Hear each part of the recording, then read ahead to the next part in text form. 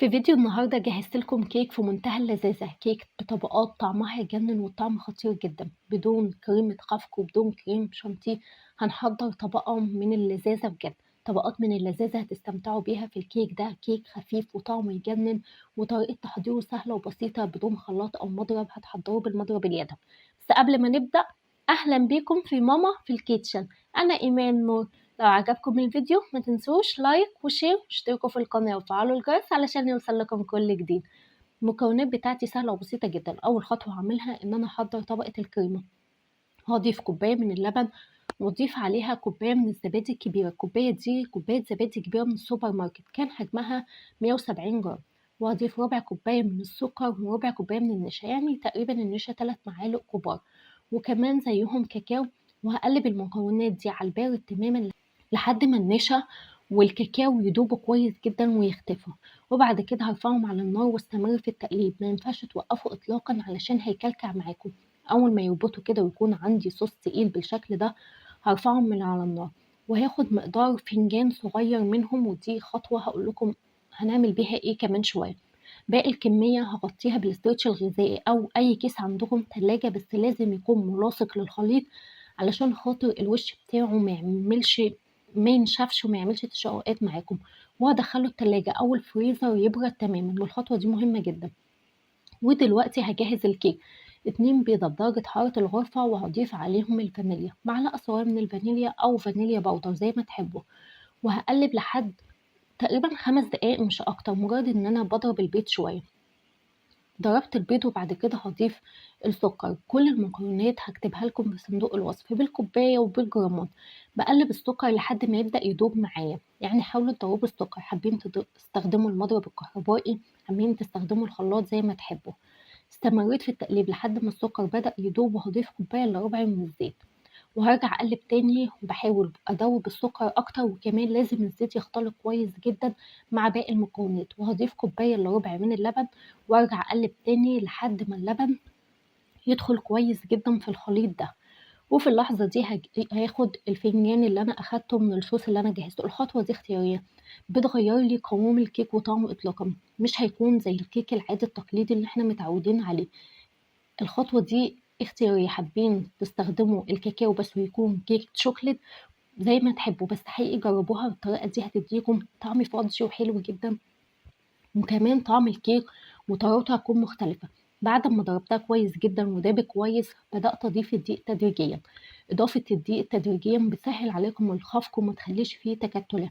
دول كوباية وربع من الدقيق نخلتهم كويس.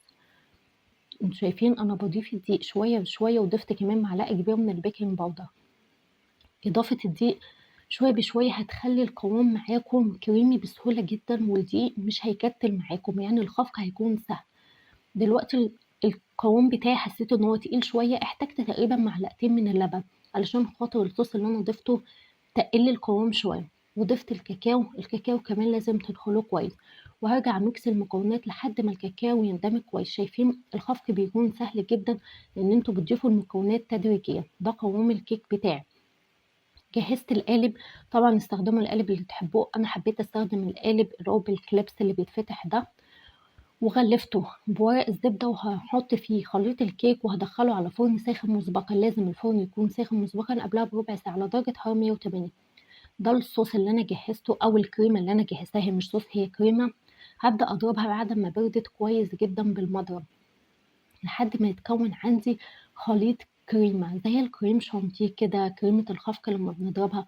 وهضيف عليها معلقتين كبار من الزبدة. الزبدة تكون بدرجة حرارة الغرفة لازم علشان تتضرب معاكم بسهولة. إضافة الزبدة هتديها طعم غني وحلو جدا. هتستمروا في الضرب تقريبا 7 دقايق لحد ما تكون عندي كريمة. وشايفين لونها فتح ده كمان من إضافة السكر الزبدة والضرب. شايفين بقت كريمة بالشكل ده، طعمها حقيقي خطير. أنا كده ضربتها، الكيك خرج من الفرن زي ما انتم شايفين. هبدأ أخرجه. الطريقة دي سهلة جدا إن انتوا تسيبوه على نفس القالب وفي نفس الوقت تشيلوا منه ورق الزبدة بدون ما ترفعوا. بتني ورق الزبدة من تحت بالشكل ده لحد ما يطلع معايا. الخطوات دي كمان اللي أنا هعملها دلوقتي اختياري.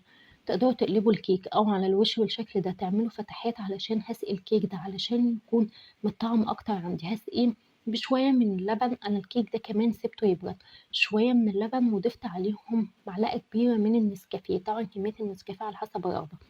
لو الكيك بارد تمامًا حاولوا تدفّوا اللبن شوية علشان يشربوا بسهولة.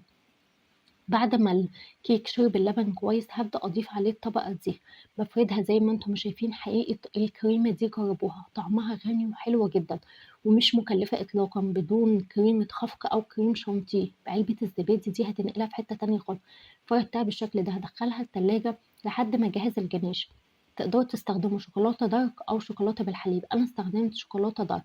على حمام مية دافي، حمام بخار، مجرد ما المية تغلي بتقفلوا النار علشان الشوكولاتة بتاعتكم ما تتحرقش، وتساعدوها انتوا تدوبوا بايديكم كده. وبعد كده ضفت ربع كوباية من اللبن. اللبن كمان كان سخن، واستمريت في الخفق كده. حابين تخففوا الصوص اكتر من كده بتحبوا زي ما تحبوا، بس انا شايفة ان هو كده مظبوط جدا.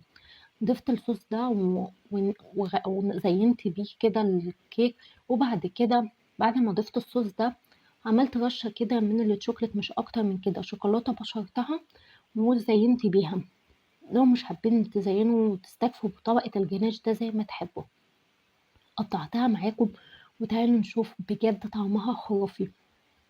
الكيك ملمسه وقوامه مختلف تماما عن الكيك اللي انتم متعودين عليه. طبقة الكريمة وديته في حتة تانية خالص.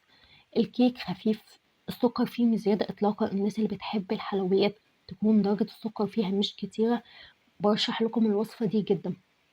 حقيقي الطعم في حتة تانية خالص. حقيقي الوصفة دي في منتهى اللذاذة والطعم. الكيك طعمه حلو جدا مع طبقة الكريمة، ميكس كده من اللذاذة. بتمنى الفيديو يكون عجبكم، وما تنسوش لو عجبكم الفيديو لايك وشير، اشتركوا في القناة وفعلوا الجرس علشان يوصل لكم كل جديد. سلام عليكم.